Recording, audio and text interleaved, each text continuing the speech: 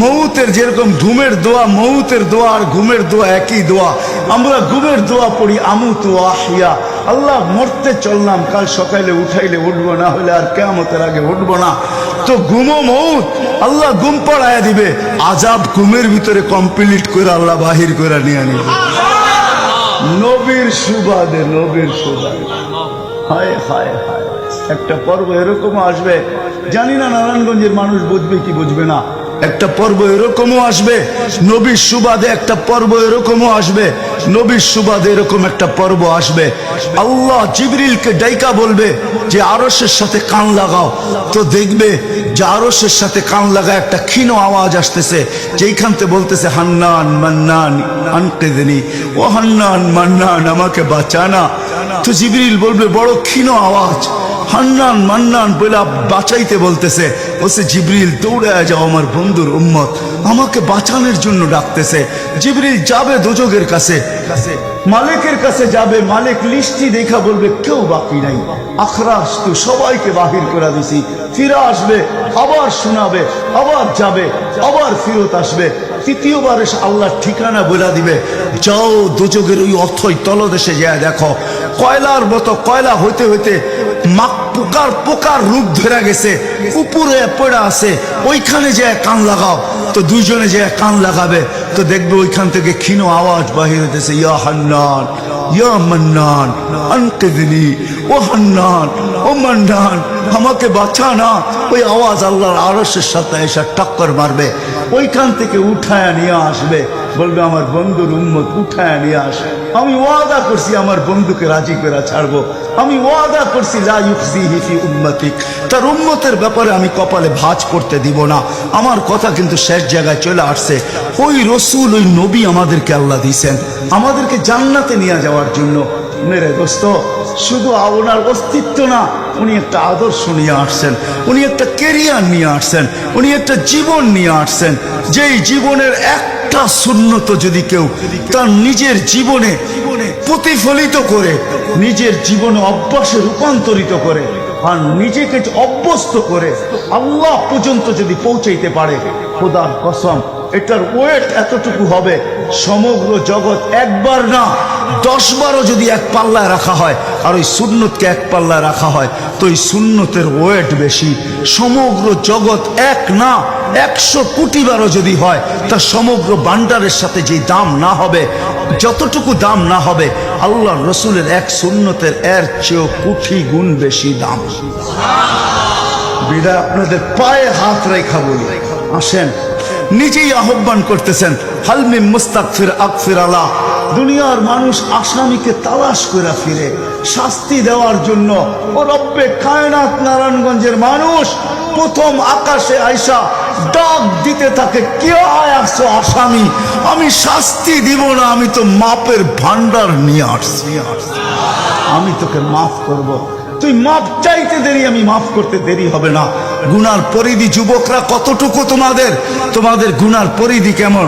সমগ্র সৃষ্টি মিলাও যদি সারা জীবন গুনাহ করে, জিবরিল তার জন্ম থেকে মৃত্যু পর্যন্ত যদি গুনাহ করে, সমগ্র ফেরেশতা কেন, সমগ্র সৃষ্টি মিলে আল্লাহর নাফরমানি করা ওই পর্যন্ত গুনাহকে পৌঁছাইতে পারবে না, যেই পর্যন্ত আল্লাহ বলতেছেন ওয়ালাউ বালাগাত দুনুবুকা ইনানাস সামা ওমা আশরাকতা বি ফাস্তাগফারতানি ফাগফারতু লাকা ওয়ালা উবালি। তোমাদের গুনাহ দিয়া যদি আমার আকাশের পরিধি পর্যন্ত ভেদ করে চলা যায়, একজনের গুনাহ, আমি তো বললাম সমগ্র সৃষ্টি মিলেও সম্ভব না, একজনের গুনাহ তো দূরের কথা, আমার আকাশের পরিধি ভেদ করে চলা যায়, তুমি মাপ চাইতে দেরি, আমি মাফ করতে দেরি করবো। এই উম্মত তো মাপ চাইতেও হয় না, নবীর সুবাদে আল্লাহ এই উম্মতকে সুযোগ দিয়েছেন। তর্জমা ওলামায়ে কেরাম ভালো বুঝবে, আল্লাহ নিজেই বলে, এই উম্মত যখন চিৎকার দিয়া মাথায় হাত দিয়া বসা পড়ে, আর চিৎকার যখন দেয়, হায় আমি বুঝি শেষ হয়ে গেলাম, ফালাম্মা তায়াক্কানতা বিল বাওয়ার ওয়া যানানতা আন্নাকা মিন আহলিন নার মানাহতু ইলাইকা রিদওয়ানি ওয়াল্লাইতু ইলাইকা গুফরানি কুলতু লাকা লা তাহজান গফারতু লাকা যুনুবা ওয়াল আওসার ওয়া লিআজলিকা সাম্মাইতু নাফসি আল আজিজুল গফফার। আল্লাহ বলে, এই উম্মত যখন মাথা ধরে চিৎকার দেয়, আমি বুঝি শেষ হয়ে গেলাম, আল্লাহ বলে আমি আমার জায়গায় থাকতে পারি না, আমি দৌড়ে ছুটে আসি, আমি আসার আগে আমার মাগফিরাতের চাদর দিয়ে একে ঢাইকা নেই, আমার রহমতের চাদর দিয়া, আমার রেজার চাদর দিয়ে একে ঢাইকা নেই, মাগফিরাতের ভিতরে ডুবায় নেই। আমি এইসব পিঠে হাত বুলাইতে থাকি আর বলি চিন্তা করার কোনো কারণ নাই, তোর ডাক আমাকে থাকতে দেয় নাই, আমি চলে আসছি, আমার রহমতের জোশ চলে আসছে, তুই মাপ না চাইলেও মাফ করে দিলাম। মোহাম্মদুর রাসূলুল্লাহ সুবাদে বিদায় নারায়ণগঞ্জের মানুষ, আমি যুবকদেরকেও বলবো, মা বোনদেরকেও বলবো, সবাইকে বলবো, শুধু আমাদেরকে জান্নাতে নিয়ে যাওয়ার জন্য আসেন নাই, একটা সুন্দর জীবন আমাদেরকে দেওয়ার জন্য আসছেন। 60-70 বছর একটা সুখের জীবন দেওয়ার জন্য আসছেন, 60-70 বছর একটা আনন্দের জীবন দেওয়ার জন্য আসছেন, 60-70 বছর একটা এনজয়মূলক জীবন দেওয়ার জন্য আসছেন। আমরা যেটাকে এনজয় বলি এটাকে এনজয় বলে না। আপনি আমাকে কোনো থিওরি দিয়ে বুঝাইতে পারবেন না। আমি গত মাসেরই 23 তারিখে আমার 1 মাসের আমেরিকার সফর ছিল, আমি সফর শেষ করে আসছি প্যান্ডামিকের ভিতরেও, এই করোনার ভিতরেও। আমাকে বুঝাইতে হবে না, আমি দুনিয়া চষা মানুষ, আমি চষতে চষতে শেষ করে ফেলছি, আমাকে বুঝাইতে হবে না, আমি মানুষকে বড় কাছের থেকে দেখি। আপনি আমাকে বুঝাইতে হবে না। যেগুলাকে আমরা এনজয়ের সংজ্ঞা দিই এগুলা এনজয় না, যেগুলাকে আমরা সুখের সংজ্ঞা দিই এটা সুখ না, যেটাকে আমরা বলি হ্যাপি এটার নাম হ্যাপি না।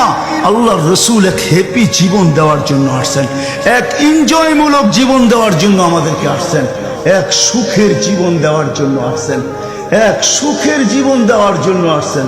সাহাবারা সুখী ছিল, কসম খোদা আমরা দৌড়ে দেখছি, কিন্তু আমরা এখন পর্যন্ত কোনো ব্যক্তি বুকে হাত দিয়ে বলতে পারবে না যে আমি কোনো সম্পর্ক নিয়ে সুখী, কেউ বলতে পারবে না কোনো সম্পর্ক নিয়ে সুখী, কেউ বলতে পারবে না আমি অর্থ নিয়ে সুখী, কেউ বলতে পারবে না আমি পদ নিয়ে সুখী, কেউ নিজে বলতে পারবে না এনাফ এই শব্দটা কেউ বলতে পারবে না, সুখী বলতে পারবে না। কিন্তু মেরে দোস্ত আসেন নবীর আদর্শে আদর্শবান হই, নবীকে চিনি, নবীর ক্যারিয়ার পড়ি, নবীর শান পড়ি, নবীর জীবন পড়ি, তারপরে আমল করি। একটা সুন্নত ঘরে আমল করে দেখেন সবাই মিলা, ওই ঘরের ভিতরে আল্লাহ সুখের বন্যা বয়ে দিবে, বন্যা। সুখের সুখ হবে না, সুখের বন্যা হবে, বন্যা। সাহাবাদের জীবনে সুখের বন্যা ছিল, বন্যা।